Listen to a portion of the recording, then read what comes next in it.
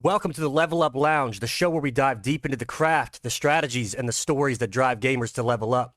I'm your host, Starfish, and today on the couch for our pilot episode, the legendary Mouth of the South, Mr. 420, and passionate controller speedrunner. Coming from Georgia, this guy doesn't just run, he actively builds the scene. He founded 2 separate speedrun race organizations, bringing runners together. And on top of that, he's also a member of Team Hitless, with his hilarious catchphrases, chill stoner vibe, and a passion for the grind. I'm lucky to call him a friend. When you look at the speedrun boards, his times speak for themselves. In Call of Duty Black Ops 6 Zombies, he's first place alongside Snickle Fritz for Liberty Falls build percent.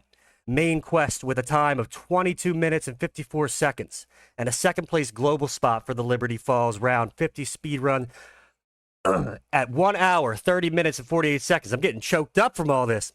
Switching over to survival horror, he's absolutely dominated Resident Evil Code Veronica X, locking down a second place spot for the Rocket Launcher HD door skip run at 1 hour, 3 minutes, and 52 seconds.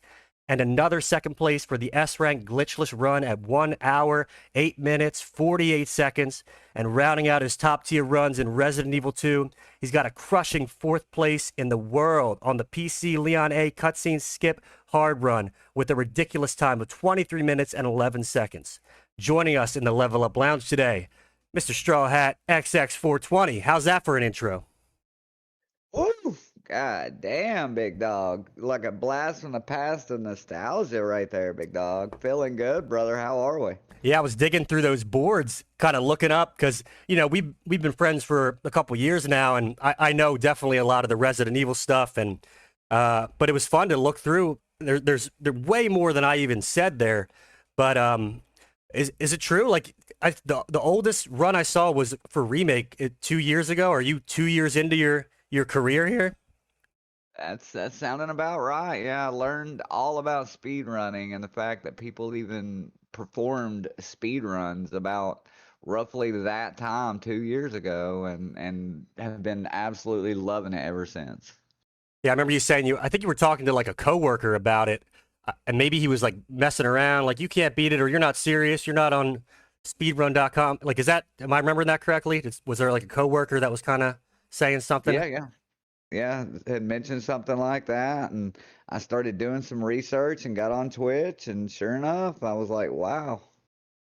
Yeah, I know, like, because I guess you were like starting to stream and speedrun around the same time, right? It kind of all happened at once.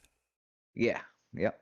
Yeah, I know for me, like, I think I started streaming maybe a year or two before you, but it wasn't necessarily speedrunning. Like, I was kind of doing some Resident Evil stuff for sure, and everything from like trying to get a 300 game in Wii Sports, like, like crazy dumb stuff. But I know for me, like when I started kind of running and looking for other people into that, you're one of the first people I met on Twitch, and like things started to open up for me around building your friend group and your community and being competitive, and like things just got a lot more fun when we met each other and kind of building that community out. So I appreciate you hanging out and kind of piloting this thing we got going on.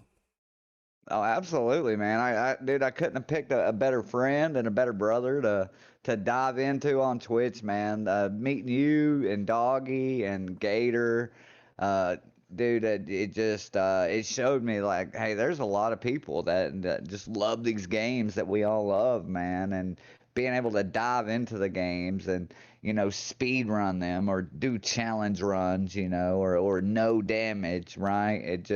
It brings all those memories, right, and all that fun and excitement around the game, and allows you to sort of enjoy it with all of your friends, and it's really something I've enjoyed. Yeah, for sure. So you kind of talked about a couple years ago you got into speed running, but like if we go way back, what were some of the early games you were playing? Like first consoles, what were you getting into, excited as a kid? Well, 5-year-old Straw started out on the Sega Genesis, getting absolutely smacked on Eternal Champions by my dad. And then, of course, we would play some Sonic, the old school Sonics, all the Green Hill Zone, all the music, the getting through the levels without dying, and getting all the rings and things like that, and finding the secrets, and that was my very start, was the Sega Genesis. Man, I never would have guessed like that's the starter console there. That's so sick because like it felt so rare as a kid running into those consoles. Like they were so sacred and like this kind of other thing going on that was so sick, you know? Like it just wasn't. It was just harder to find, at least like in my neck of the woods. So that's cool. Like, did he buy the console like for you guys to hang out, or was he into gaming, or like kind of like how did that happen? Getting that console. Well, he bought it for me, and then he was always sitting around the house all day anyway, so he he picked up the controller too. So Looking at you having fun, and then just like, like let me try that shit. yeah, let me see that for a minute. Even before you knew about speed running and all that, like way back in the day, and maybe this is the answer, but like Sonic is like a speed running game. It's all about like getting through that level as fast as possible. Like, was Sonic your first like unofficial speed run, do you think? Or like what was the game that you just like wanted to get better at and keep going through it faster? Probably Sonic was definitely sort of and I think that those games with that built-in sort of replayability like that, because a lot of the times you don't necessarily just make it through every single one of the levels without getting a game over potentially, right? And those games, of course, would just send you right back to the beginning, right? So I think you naturally just sort of try to be like, okay, how do we not get this game over, right? So we can continue, right? Because you couldn't really just save or create these checkpoints at all times when you get a game over, right? You would just sort of have to start all the way over, right? So I think that's the initial just, I guess, reward, right? Like you're like, okay, if I do all these levels perfectly and sort of figure out what I need to do to not die, then my reward now is I'm going to be able to keep playing, right? Yeah, I like definitely for me too. Starting out on the Super Nintendo and like those platformers, kind of like Sonic, Donkey Kong Country 3 was like the first kind of early game I remember. And there was a level in the second world where you're getting chased by some bees, and there's this there's a clock in the corner of the screen, like in bright ass red. And if you talk to the like one of the bear characters, he's like, "Oh, if you can beat this level at this time, come back and see me, and I'll give you something." Basically, so that's kind of You're like, speed. ooh. Yeah, there's like speed running kind of built in even before that was a thing. It's really sick to think about those kind of origin stories. But I know you like we talked about this. Like I know you had the Sega Genesis. I'm learning that now. But tell me about like your transition into Resident Evil, like how that came to be, because it's a pretty cool story. Well, I actually, my friend's dad, they had a PlayStation, and of course, we as the kids weren't really allowed to mess with it or anything, as far as like his save files and stuff, right? Like he would like keep the memory card like in his room for his stuff, Locked down. and just set well, it's separate. There was a memory card, but it was like the files that we watched him play. Just for an example, with Resident Evil 1, when we were watching him play, like he would go to bed and just take his memory card with him. And of course, we had our own memory card. We just didn't get to pick up from the same progress where he was already halfway through the game. So we would sort of like that first night, like we watched him play for probably like 2 or 3 hours, I remember, and he got like a pretty good ways into the mansion, and we were trying to sort of remember like where he went and everything, and then sort Yeah. of trying to figure out how to play. And my buddy Josh was actually like not that good at playing, like. He was like, well, here, I remember where to go and stuff, but like I was a little better at controlling the character and stuff, right? And we actually wound up making it like all the way to where his dad was. And like his dad that next morning woke up and was like, bro, y'all already made it there? Like, no way. And I think we actually wound up like spending like that whole next day like figuring out. I think we made it to the labs, and I think wound up completing the game like that next day. And then after that, it was just like, oh man, dude, like this stuff is cool. Like I gotta explore and figure out clues and kill enemies and then get to the end. Like I mean, it was just so much different, especially like a thought process wise. You were just taking so much more of your senses and what was going on within the game, and then sort of being able to create those actions, right? So it was really, really just next level at the time. Yeah, for me too. Like my super early fuzzy memories were like my cousins playing RE2 at this beach house, but 3 was kind of the first one I'm really aware of, and it kind of like what you're saying there is that you're playing different roles. Like your friend's dad's like playing the game and you're taking in that information, and then you're kind of like the hitting the gas pedal, so to speak, and your friend's kind of steering a little bit, trying to remember where to go. Like that's how it was for me. Like cousins playing and shit. I'm remembering where they're going, and then like relaying that information either to them in another time or like to my brother or something. Like it's hard to remember that there was nothing really going on like Resident Evil before that, you know? So Yeah. like your friend's dad, like he's probably, it's tough to know exactly where to go when you've never done it before. Like you could be thinking that like the fish tank where the grenade rounds are like a huge moment where you got to spend all this time figuring out that, oh, there must be a key here or something, and then it's just grenade rounds, you know? It's Right. it's funny. And then how about like your first Resident Evil game that you personally owned? Okay, so that would go to the Nintendo 64, actually, not the PlayStation. And that's going to be RE2. Because I had a Nintendo 64, not a PlayStation, when PlayStation 1's first dropped. I didn't get one until probably like what, a year after they'd been released and everything. But the first console I actually got on that generation was the 64, and as you know, RE2 was ported for the 64, and my buddy rented it, so we get to go. Like we got out of school early on Friday, and his grandma took us to the video store, movie gallery. So we go in movie gallery. We rent Resident Evil 2, which is Yeah. funny because it's a rated mature game, and they never even asked for IDs back then. It's just like, oh yeah, sure, here. Yeah. It's We're literally loose. fresh out of school. Yeah, we're literally just fresh out of school. And, it was literally a mature game and everything. And she just looks at us like she's reading off, like, oh, this is a mature game. You got to be like 17. She just looks at us and is like, oh, Shrugs. you're good. You're good. You're good. You had that But confidence. yeah, dude, had that confidence. But she, boom, we get our game, we get home, and we literally spent the whole first Friday night probably in the first part of the RPD, just trying to figure out just sort of where to go.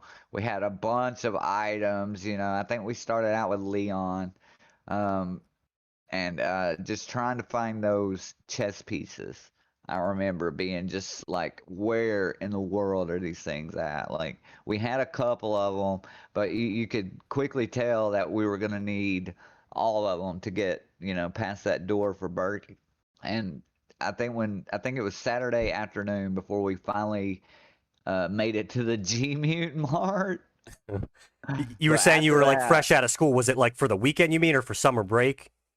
yeah, yeah, for the weekend. We Oh, we okay. we got we got checked out early on that Friday, so we had like Oh, hell all yeah. weekend basically to play.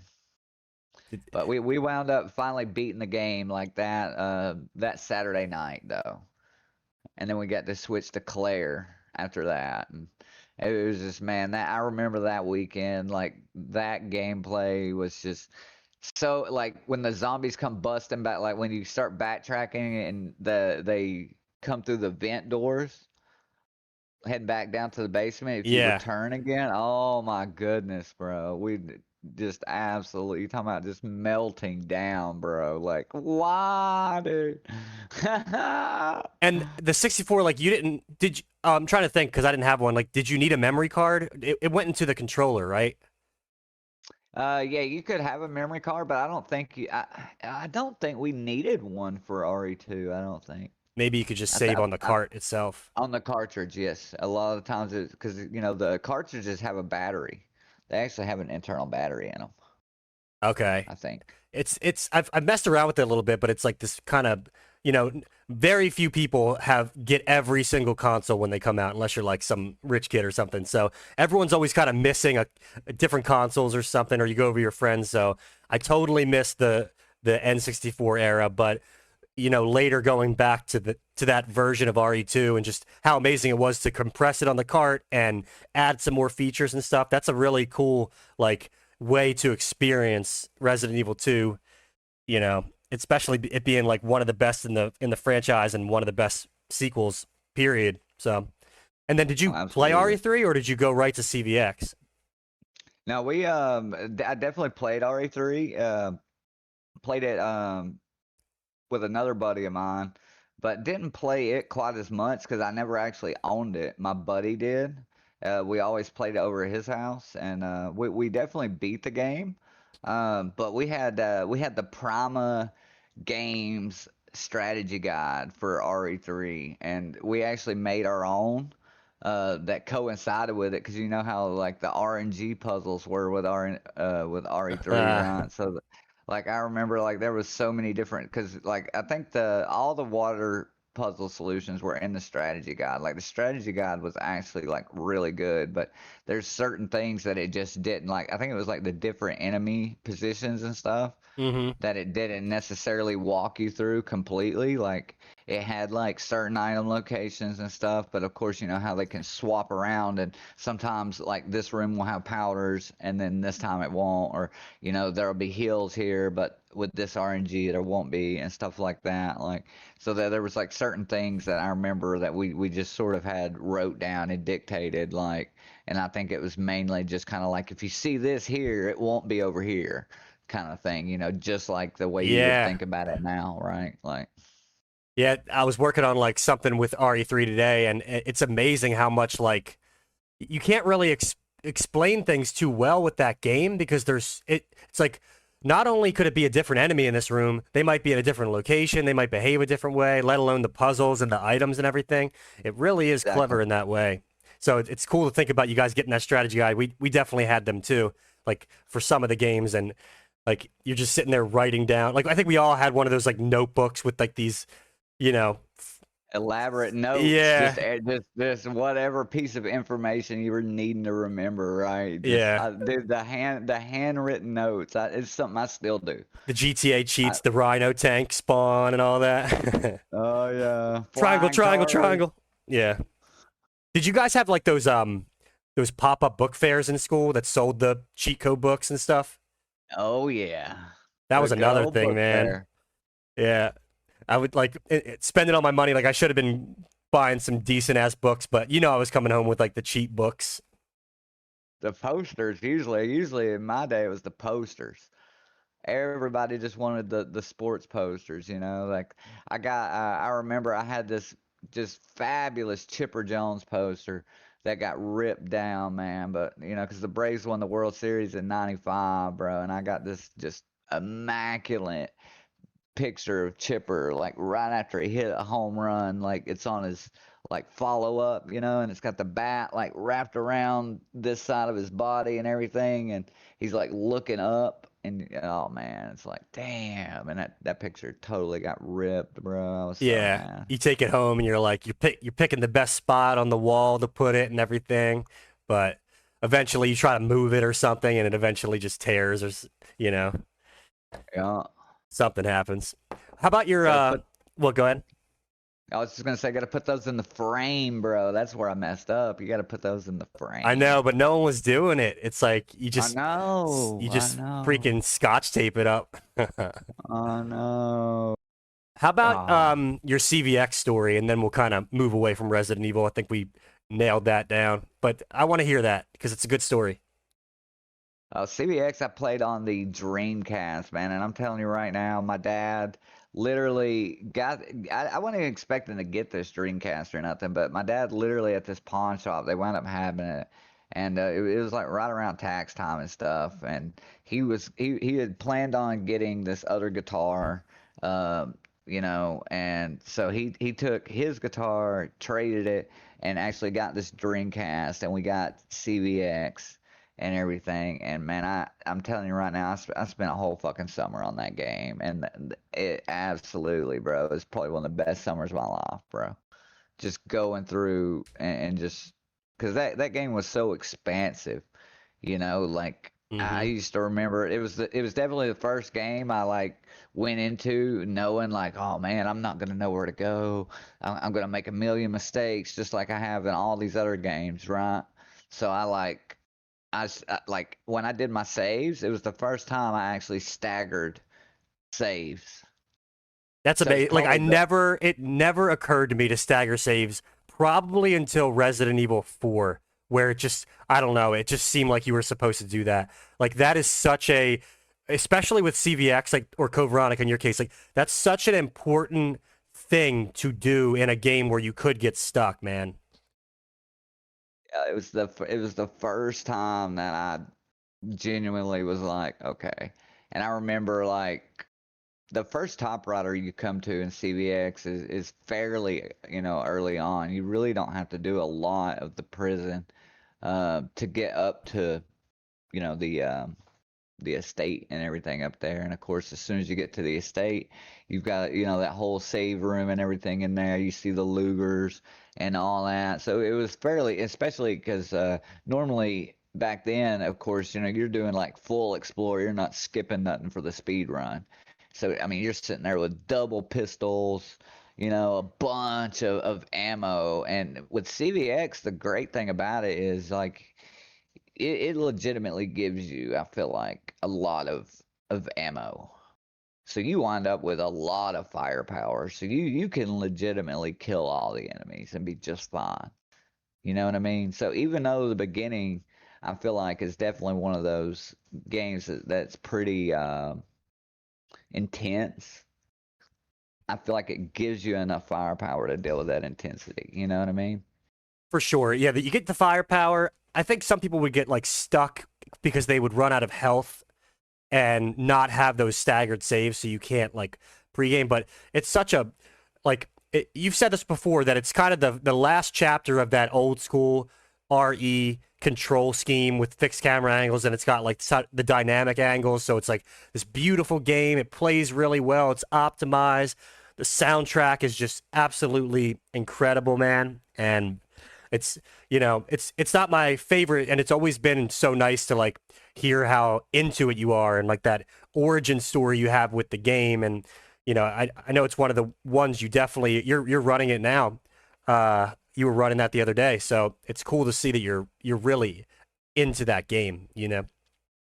It's definitely my favorite RE. It's like I said, it's definitely the most. I feel like it's the most optimized because you have a push.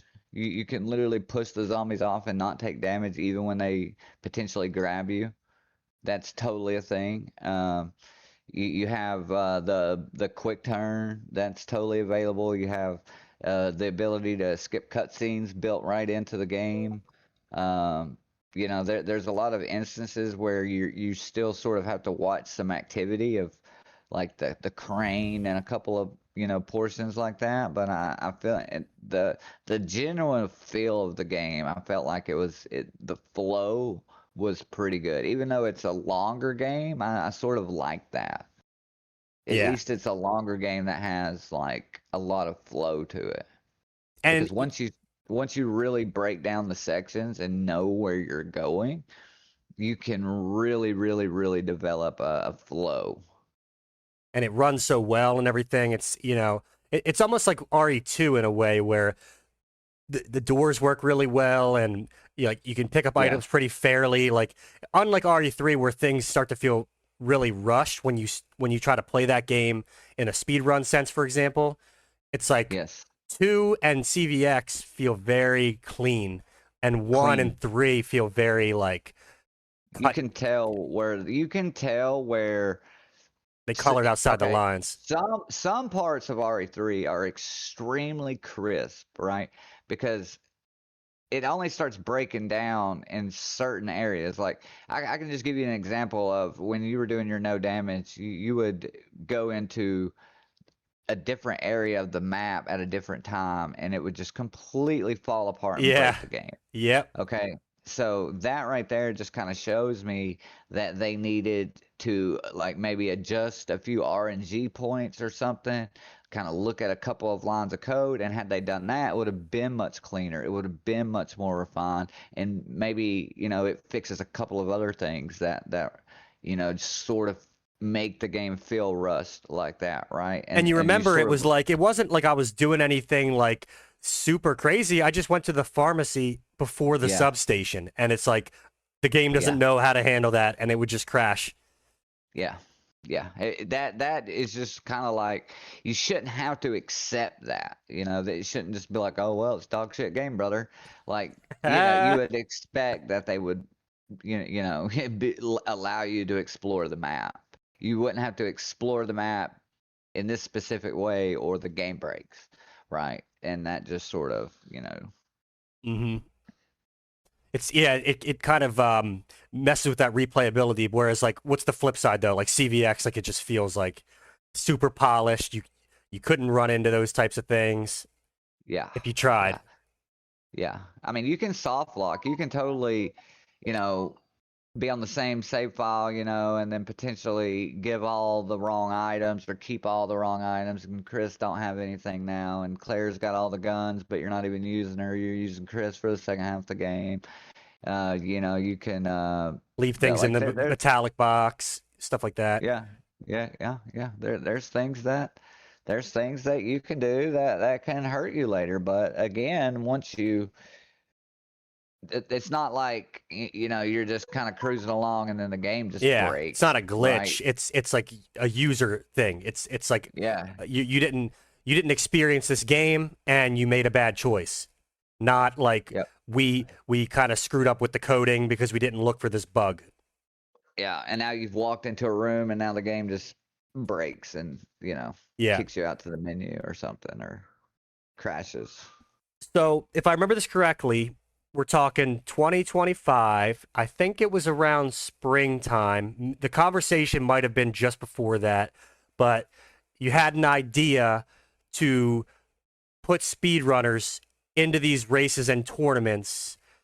Tell me about that. What you were thinking, what came out of that, like, and I can fill in the gaps because I was there for a lot of that, but tell me about Resi runs first of all. Like tell me everything you remember about that like origin because it was such an exciting time getting that together.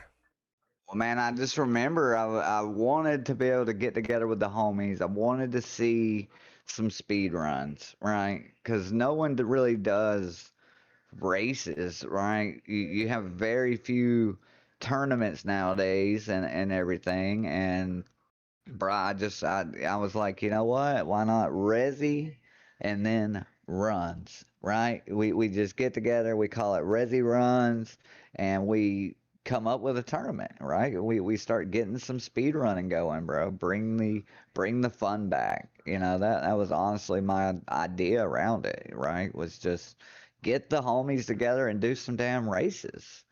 Enjoy these badass games that we all like to play and run anyway. And I think it really just kind of took off from there. We wound up having two, three, four tournaments now already, and did the weekly or the weekly races, right? And man, I think it was a lot of fun.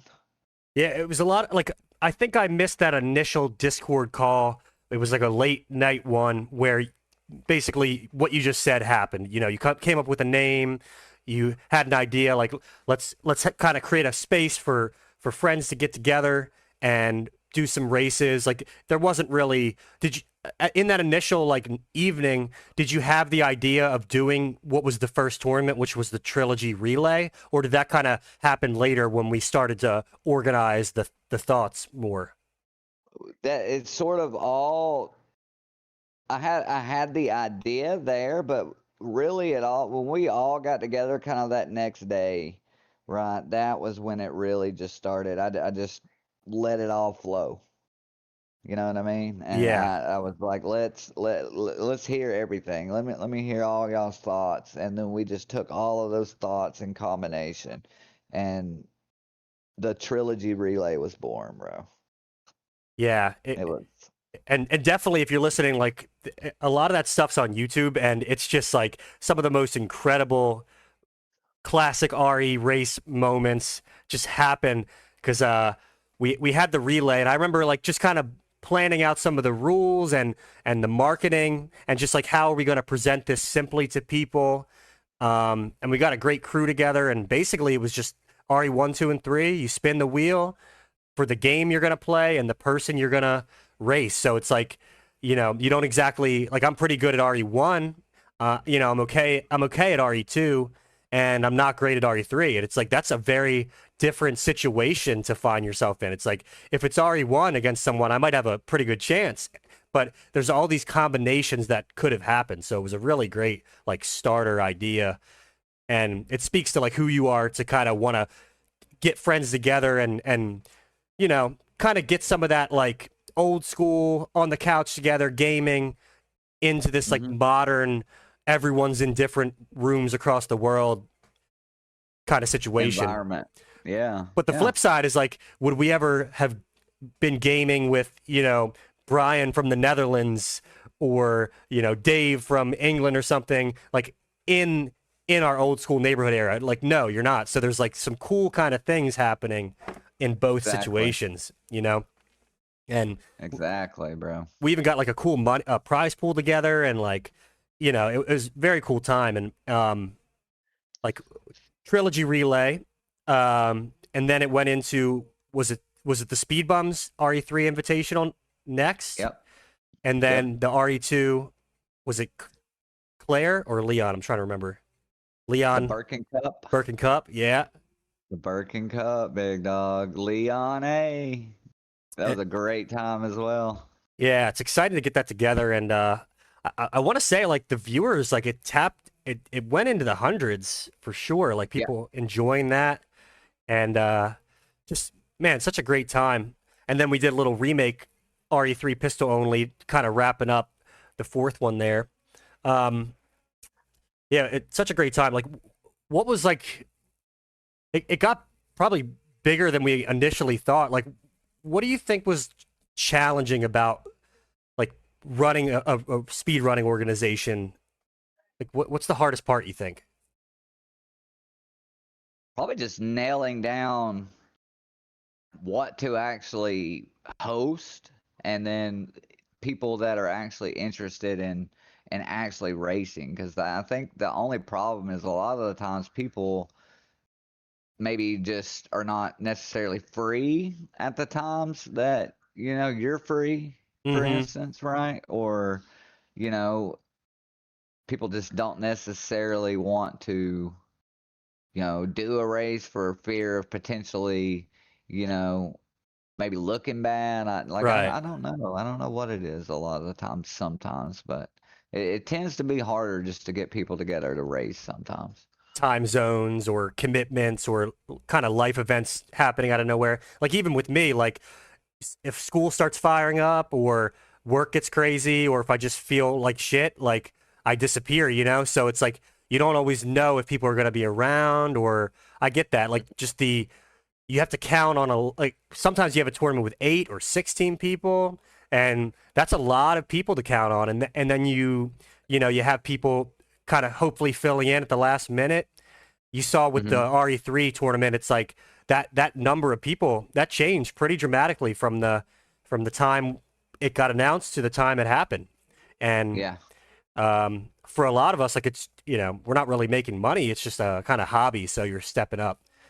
Yeah, I feel that. Do you see a future with Resi runs? It's been kind of like there hasn't been much going on for a while. Do you see a future with it? Do you see anything happening?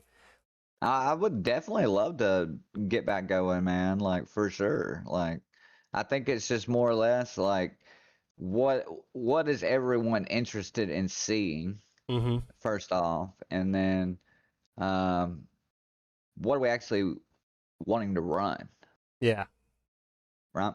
And I think it's more or less just right now, just sort of a um, downtime, I guess, as far as what runners are free and actually running, right? You've got a handful of runners that are kind of running RE3. You got a lot of people, I think, gearing up for Sneevel's tournament right now for the uh, Player A standard. But this is, I think, for new runners. So if you've previously ran the game, I don't think you're eligible to enter. So this is sort of like an incentive to get people who haven't ran the category before to run it. Yeah. So that's pretty cool.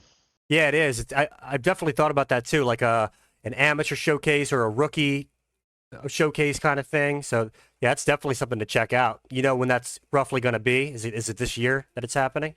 Like I said, June. It should be in the end of this month. Like I don't want to say the wrong date, but I feel But like it's coming up. Like there's a date, and yes, it's definitely coming up. I feel like it's this month. I feel like it's toward the end of this month. gotcha. That's So cool. Something to check out. And then kind of pivoting, like, while in the middle of Resi Runs cooking, it was probably after the third tournament, maybe the second. Like, you had another idea for Vice City Runs or Cherry Pop Up. Like, how did that happen? Like that transition to maybe to creating a new space for a different game. Like, kind of tell me about that a little bit, because I wasn't as much like into that creative process because I don't run that game, but I definitely am there to help with commentary and all of that. So, how did that kind of come to be? well, it's the same thing, man. I like to the race, like seeing the races of, especially when we're doing these speed runs, right? Like just to throw out Vice City because that's the game we're talking about right now. Like you as somebody who hasn't run it, and me as somebody who has ran it, we might look at the game a little differently, right? Just because you haven't necessarily run it, you might not necessarily sort of be into the tricks or in the know-how of what's going on with the tricks, but you still know speed running. So obviously you're like, okay, they're trying to go as fast as they can. Wrecks are bad. Obviously you don't want to be rolling around on the ground, right? On the Yeah. PCJ from having like a crash or something like that. So I mean, like I'm sure following along like that is, you can kind of still understand that part of it. So it's just the whole speed running thing, man. And that run in particular is like we saw it with the race with Ariel. Ariel had sort of like a bad start, and it was just kind of like, man, Scram's gonna run off and leave this race, right? But oh no no no no, the comeback kid's born because Vice City is Vice City, and things can sort of just go wrong, right? And bam. And it's just one of those races I think that is it's sort of like RE3, right? It's all kinds of RNG. You're never safe. You never know what crazy shit's about to happen. So it makes a race like that sort of that much more exciting because of that, if that makes sense. Yeah, 100%. And it's, well, a couple things here. Like, I just wanted to bring this up before I forget it, that I'm wondering if you feel this as a speedrunner. Like, obviously, if you're doing bad, you're going to reset when you're running, uh, on your own stream or whatever, and you're trying to go for the best time. But in a race, when you can't reset, like, it almost, I almost feel relaxed when things go bad early on because I'm like, well, like, I guess I lost. I'm not like as nervous anymore, and then I can kind of run better because I'm not like feeling that pressure as much. And I wonder Right. if, like, I don't know if you talked to Ariel after that incredible race. Check it out on YouTube. But like, or maybe he was just pushing on. I don't know what the headspace was there. Like, do you know, and do you feel that when you run? Like, or does it piss you off and make you run worse when you have a bad start? Mm, I, I mean, I'd love to say that it doesn't bother me, but I think anytime that you sort of run into things, it tends to. I honestly tend to tilt more when things start going like I'd rather them go good Yeah, because sure, then I'm sure. just concentrating on because usually like that's where it starts going bad is this car pulls out in front of you and now you've had a wreck and now you're thinking about is the 7 or 8 seconds that you just lost having to go jump back on that bike and then they're like, okay, I got to make up that time. And then that's when the mistakes usually start happening, is right after that moment. For me, I just feel like that's probably the biggest thing to have to fight, is being able to just forget about the mistake, forget about the thing that just lost you that time, and being able to continue. It definitely is a challenge. Sidebar, real quick, and then we'll come back to Vice City just really quick. But do you see yourself creating like another organization around like another game racing? Like I know you're into Crash Bandicoot. Like, do you kind of like with Resi runs and Vice City? Like, is that kind of all you need, or do you kind of maybe feel, or are you curious about making another space for a different game? I don't know. I'd like to bring them all together. Yeah. And instead of having to, I would almost just prefer to bring all these, cultures together, sort of, and just be able to, enjoy the runs, the races, and the atmosphere, without sort of having to branch out into other areas, because I think a lot of these games have a lot of the same core fun about them, right? As far as just sort of, the player versus the game and the environment, and having to sort of battle what RNG potentially, or what factors are going to lie ahead, and whatever run you're talking about, whether it be Crash, or whether it be Vice City, or whether it be Resident Evil. And I think that even though they're completely different games on their faces, like when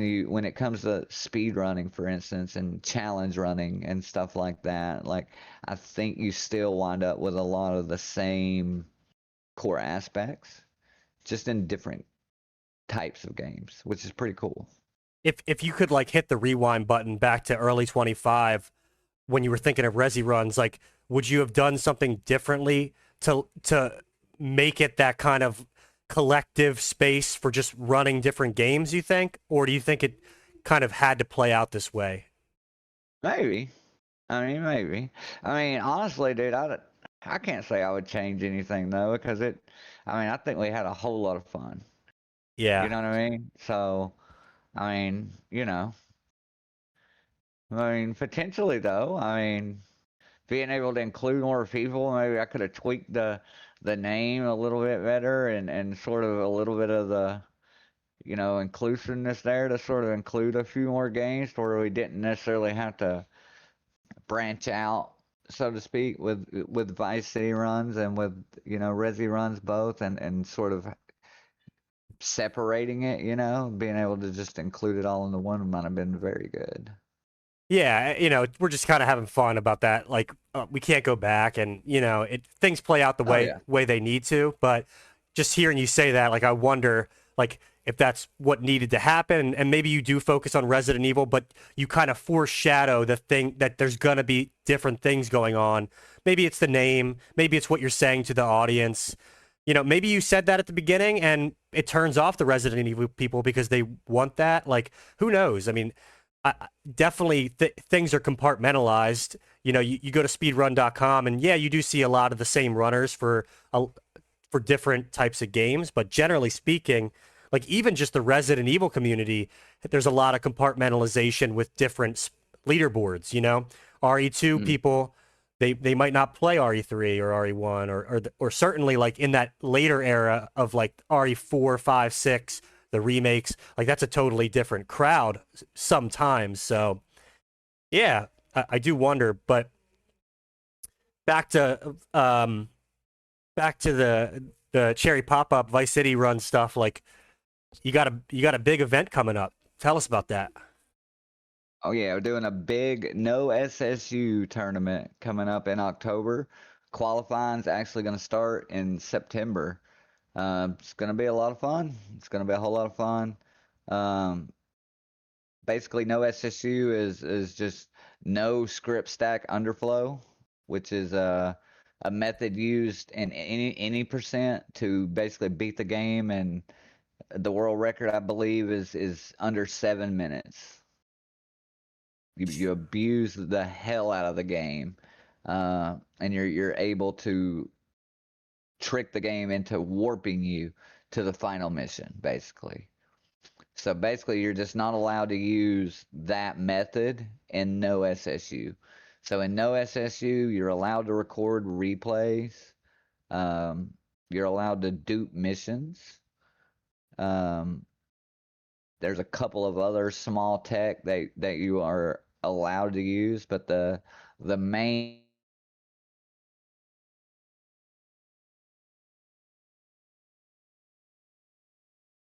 Say it again, because your audio cut out.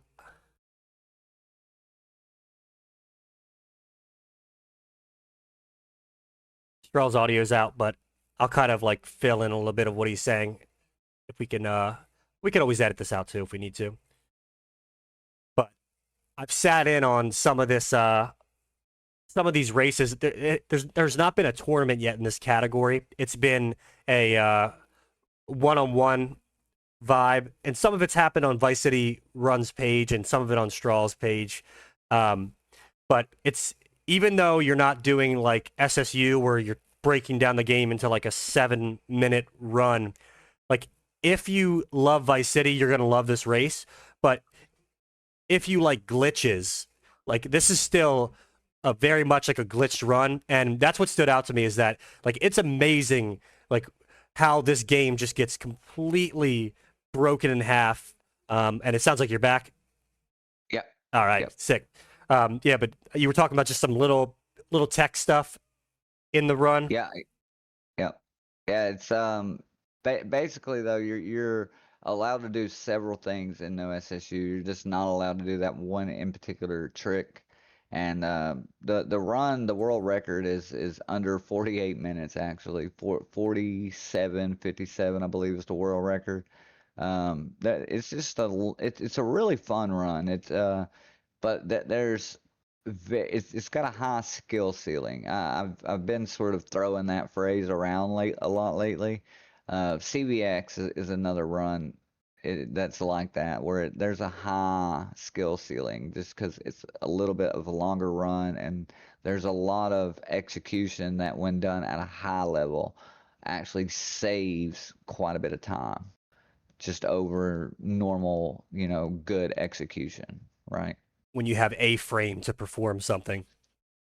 Yes, yes. The one frame on Vice City is the game runs at 30 FPS, and you literally have to release the submission button on the frame that Tommy interacts with the world normally. If you don't release the submission button on that frame, you will not be able to dupe the mission to continue your run.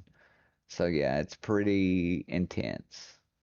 Some of these two things kind of connect, I think, but like some of my favorite moments in Resi runs or Vice City runs, like, are just some of your amazing reactions when something just goes completely off the rails. And sometimes like your mic's clipping because your excitement is like so high, and we'll start to get like little pieces of what you're saying. And I wanted to like tie that in with some of the catchphrases you've come up with. Um, like take me through some of that, because that might just be your normal thing and you're doing it, but very few people are like coming up with these catchphrases that people are literally using as their live split sounds when they get a gold, or like, just can you talk about that a little bit if I'm making any sense? Well, okay, so the original clip, let's grab a goal quick. That's what I was thinking. Well, I was running RE2 one day, and I had a really, really good G Mutant, and G Mutant had just been tearing me up, bro. Tearing me the fuck up. Just I couldn't get out of that split and, have a good split there. So we grabbed a gold quick. We grabbed a fucking gold. And I just casually flipped my eyes up at the camera and threw out let's just grab a gold quick. That's what I was thinking. Let's just grab a gold real quick and get the fuck out of here. And Mike and shit just lost. Mike lost his mind. It was like, bro, that's fucking gold, bro. And they clipped it, and Chris made it his live split sound, and now Doggy has it as his live split sound, and yeah. So that's where "Let's Grab a Gold Quick" came from. How do you feel like when you hear that? Like, because I was in Doggy's stream and heard that, and I'm like, damn, that's like this guy has a catchphrase. This is like WWF 1998 Stone Cold Steve Austin type shit. Like, that's got to feel good. It is pretty cool. I ain't gonna lie. It's definitely pretty fucking. It's just like I don't know. To me, I mean, it's awesome. It's cool, but it was just me. Like, so to me, I just hear it. I'm like, yeah, that's me. Are there more? I feel like you maybe not as like have been as repeated, but I feel like I'm in your stream all the time and hear some kind of catchphrase worthy thing. Like, are there more that stuck like that can come to mind, or was that the main one? I think that's the main one. I don't know. That's what she You said. could probably, yeah, that's what she said, right? We got to get your grab a gold on a t-shirt because that's even like your ending page, I think, too. It's sick, man. My reset screen. Yeah, Levi Locke made that. He totally made that. He did a really good job, and he even made a emote where it's literally like that gold medallion, and a hand comes up and it says, "Let's grab a gold," Yeah. and it like the hand comes up and grabs the gold. It's pretty cool. Is it what is it? Is it just a you thing? Is it like a Southern Georgia twang thing? Because I always think of Georgia as like having these like sayings or something, or is it just you're feeling good and you're smoking and just it comes I out? come up with it. Just look you when you get your best ever segment on a split on live split, Got to say what something. does it do? What does it do? Turns gold. Turns gold. So that's where when you get a goal, we grab a goal, baby. Grab a goal quick. That's what I was thinking. Yeah, it's classic, man, and it's a lot of fun. Like I'd say, if I'm telling someone, oh, I like Twitch. Who should I watch? And like, definitely Straw Hat. Like, your dedication, your grinding, you got catchphrases, you're hilarious, 420 friendly, chilling. Like, it's a good place to hang out. And I know you and I connected on this early too. That like we don't want to be gatekeepers of like speed running and challenge running. It's like you want more people to do that. You want to provide information and make things as easy as possible for people to get into the community. And that's what I appreciate about you is that like we're not like these gatekeepy, stuffy kind of people. Like, oh, figure it out. You got it's all Mhm. about making things just accessible for people, and that's definitely the vibe in your stream. You're Well, I never can tell you one thing. Half the battle with setting up and wanting to learn a new game is, sometimes it's what version am I running? What uh, live split ASL do I need to inject? What potential add-ons do I need? Do I need some sort of SRT? Do I need to down patch? Do I need to do this? Do I need to drink a fucking glass of wine and gargle and spin around in a circle 3 times before I load in? on Like, a full what moon. do I? Yeah, on a full moon. Yeah, like what do I need to do to even run this new game? Like potentially, and sometimes I mean, I'm not like I think that speedrun.com is great, and there's a lot of games that provide a lot of great information, and the mods and everything I think do a fabulous job. Like we need the mods so bad because that actually allows us to have a lot of the information I'm talking about, right? But I think it could also always be a little easier to access this information, right? But then again, of course, with video game companies, you have licenses and, whatnot, and this and that. And a lot of the times, like just taking Crash, for example, like you might not know that you actually need to run the PAL version and not the NTC version or whatever, NTSC version, right? Because it actually runs at 25 frames versus 30, right? And that Crash actually jumps higher and slides for or spins for further distances, right? On the PAL version versus on the UTSC version. It's just something you might not know, right? For sure. So all sorts of these little things and like there's different games that I would plan on running in the future potentially, right? And I think that you just sort of need to make that information as accessible to everyone as you can. You mind I dropping just some think of those games that you're interested in running, or do you want to kind of keep it? Donkey Kong 64. I really want to do the no levels early route. That looks like a whole lot of fun. I would love to look into some Super Mario 64. Crash, of course. I've already talked about it a little bit. Already running Vice City. Already unrusting CVX right now. And we're gonna have a brand spanking new Resident Evil Veronica coming up around the corner. So, I mean, honestly, right now we're eating good. You got a lot We're to eating run. good, boys. Yeah, dude, we're eating good.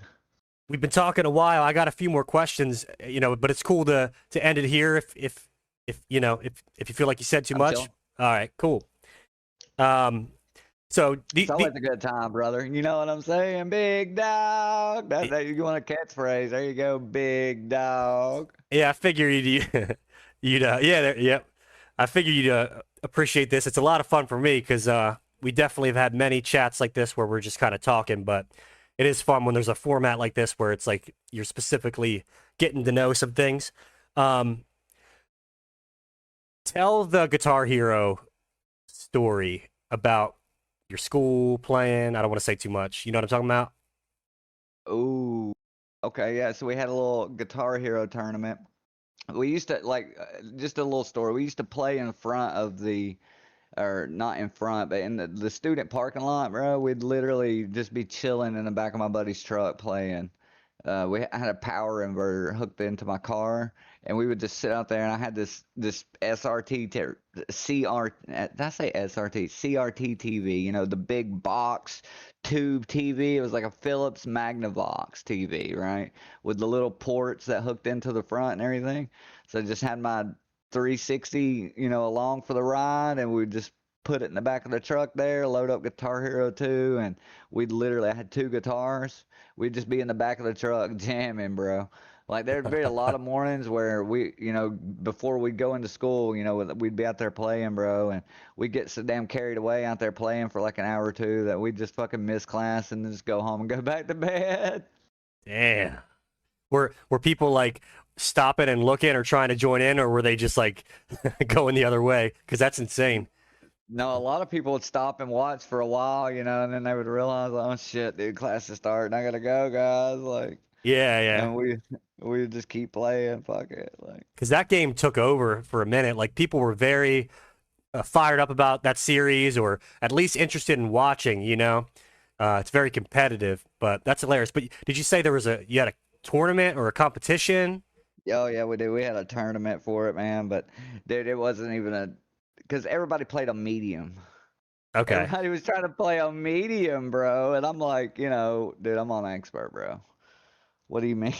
What do you mean medium, bro? There's not even enough buttons. Like if you hit every single button on medium and literally carry a perfect multiplier, your score is not even gonna. It's not gonna compete with somebody that's playing, and hitting multipliers on expert. You get way more buttons. It's not even a competition, bro. So You they were feel just me? trying to make it like easy as possible for people to join in. Yeah, yeah. I mean, you could pick what difficulty you wanted to play on. You know what I mean? But it's just, Doesn't it you know, doesn't compare the points. yeah, yeah. The points are just. If you compare the points across, like you get way more buttons in expert.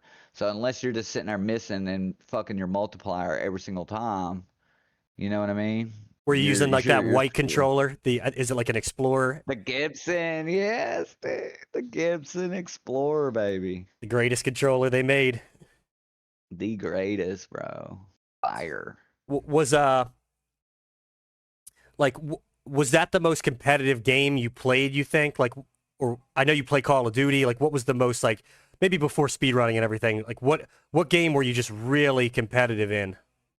Oh, that game is the skill ceiling on that game is very high, dude. I think I beat Through the Fire and Flames on expert only like one time. Was that the hardest song? Oh yeah. Oh God. That song is it's murder, bro, because it's just constant. Like it does not let up. So like you can get good at like that first part trying to hold down that green button and everything, and a lot of people just tape that you just strum the first button and literally tape the green button down. Like that's what a lot I of know that people trick. did. You Yeah, just rubber band. Hold that thing yeah, down.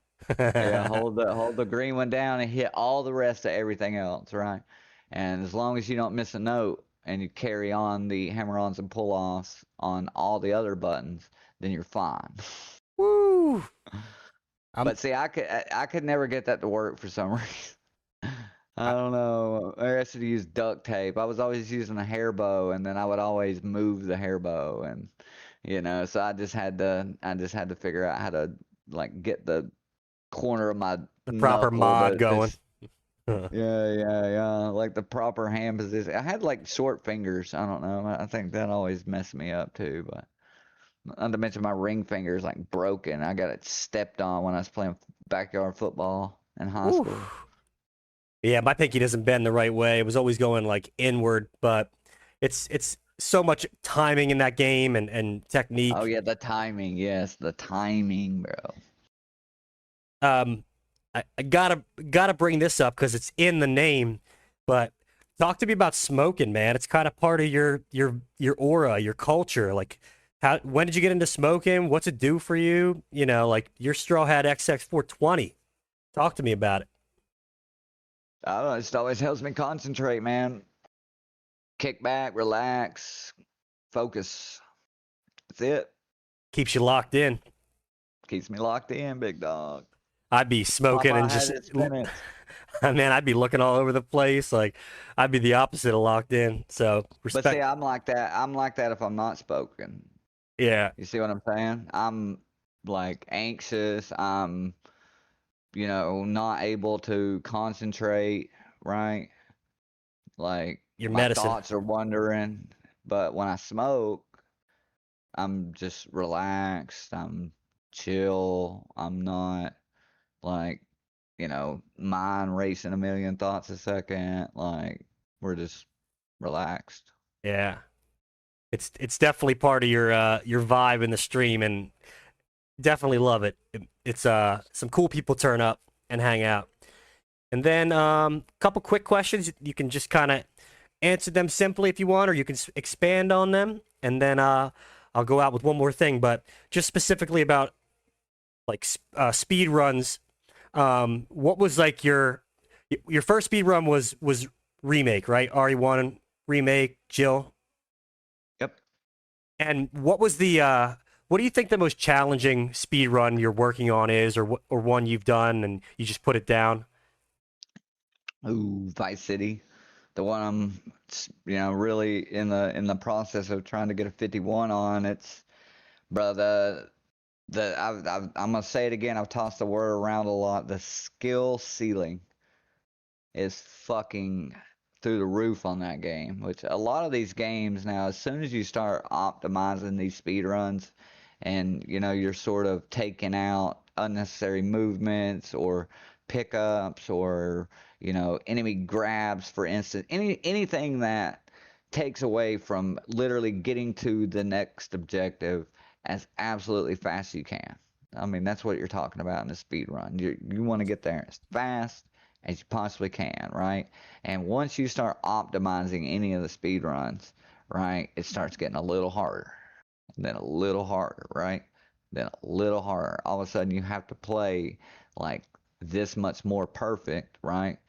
To sort of be able to bridge that gap, right? And I think that's with a lot of these runs, and specifically talking about which one is the hardest. I think Vice City is just there's things in that run that can literally just there's nothing you can do about it, and you lose the run. What was Printworks by being one of them, and that's right before the end of the game.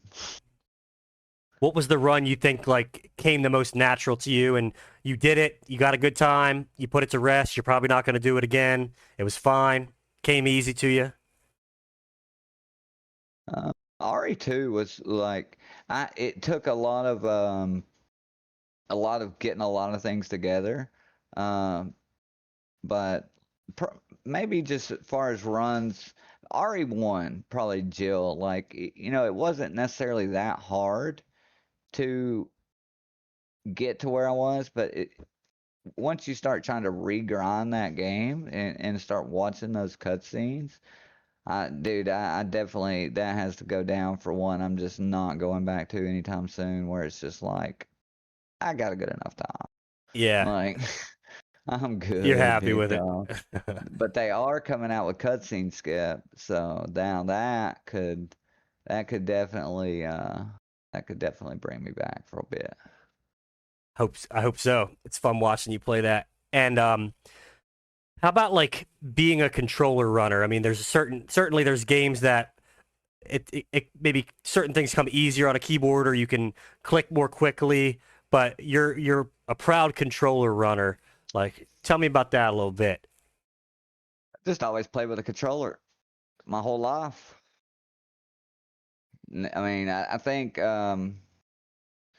know a lot of there's a lot of people that started out on PC probably, right?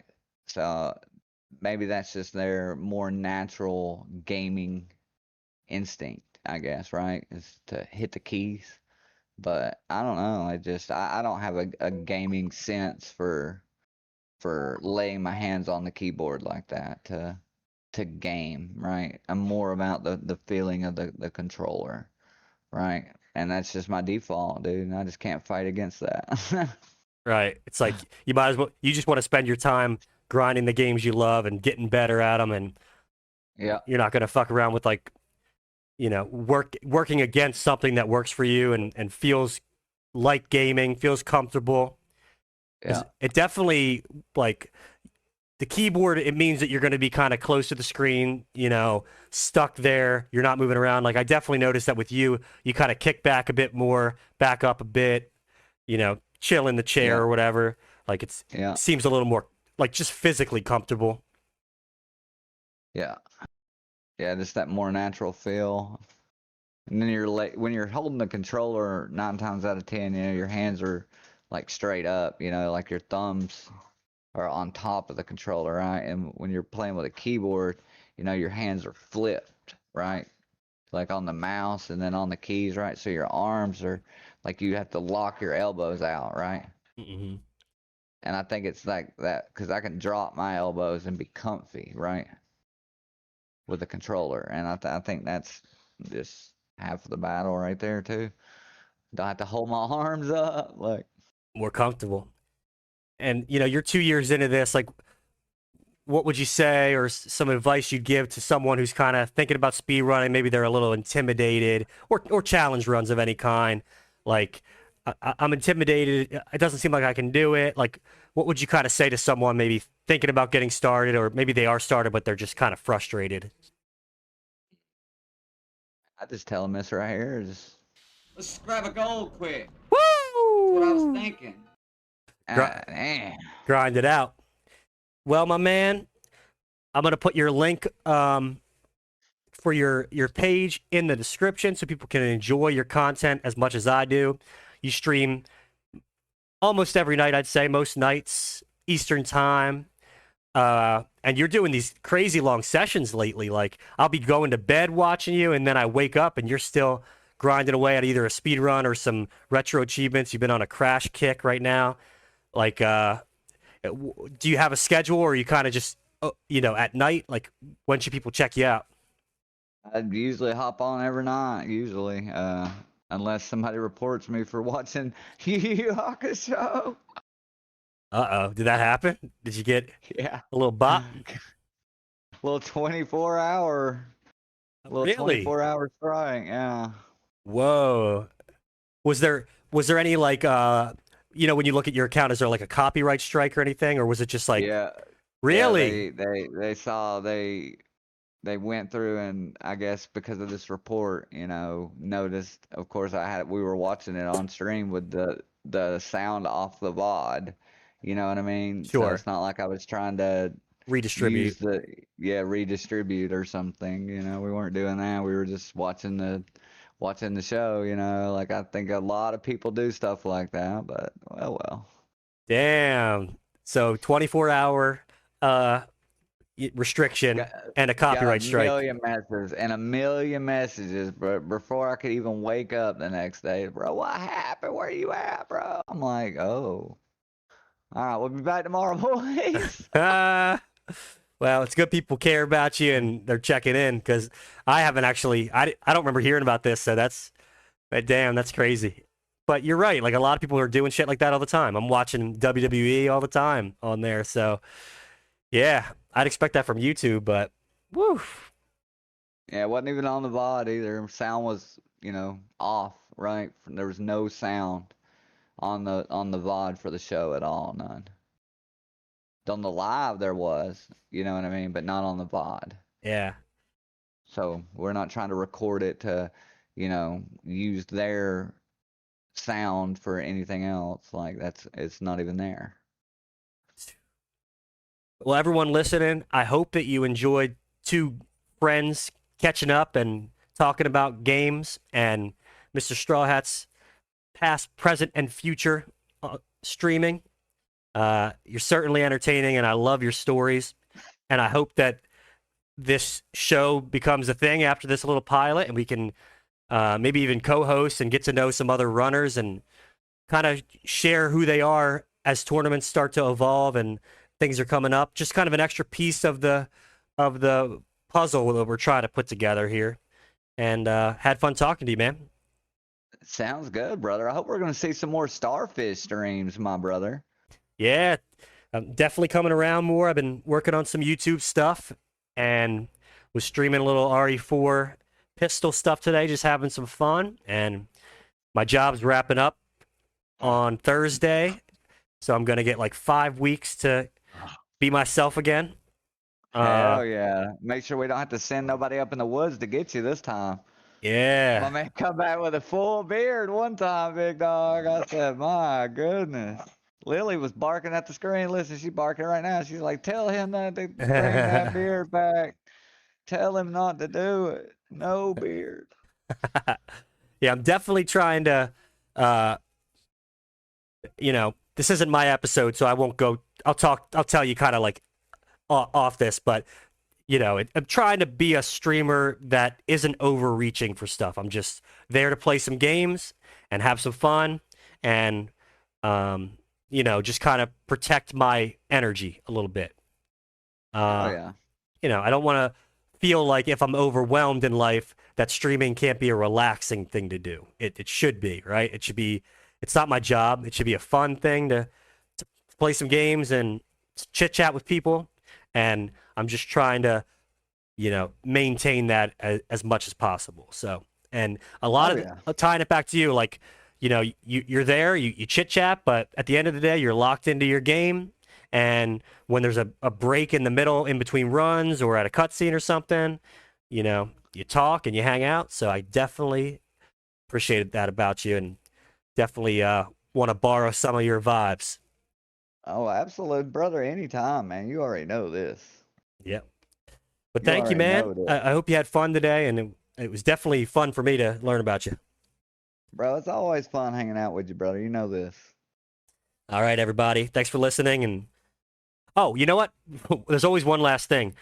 Who would you like to see on the show? Like, who would you like to learn more about and hear from? Anybody come to mind?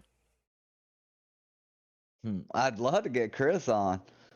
I doubt we'd ever drag him on. Yeah, of course. Like, I'd love him to be in a tournament or commentate or to be on here. That'd be like the #1 pick for sure. I was thinking Doggy. Yeah. Oh, absolutely, man. He's one of our OG kind of people in our crew. Darkane's really cool. Yep, Brian, of course. But Yeah, I could definitely, I could definitely think of some people, man. Jordan would be another good person. yeah, it's definitely Pick his fun brain a learning little about bit. people.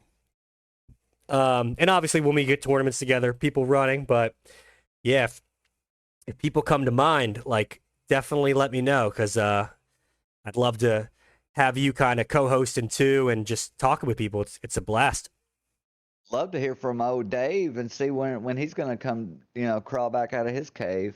Yeah. No, I know he's been dealing with it though. He's been killing life.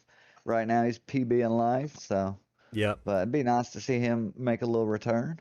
How fun would it be to chat with him? He's so Oh funny yeah. and just fun to talk to and a very Oh humble yeah. guy. So, Deep Stack Dave, we're thinking of you, bro.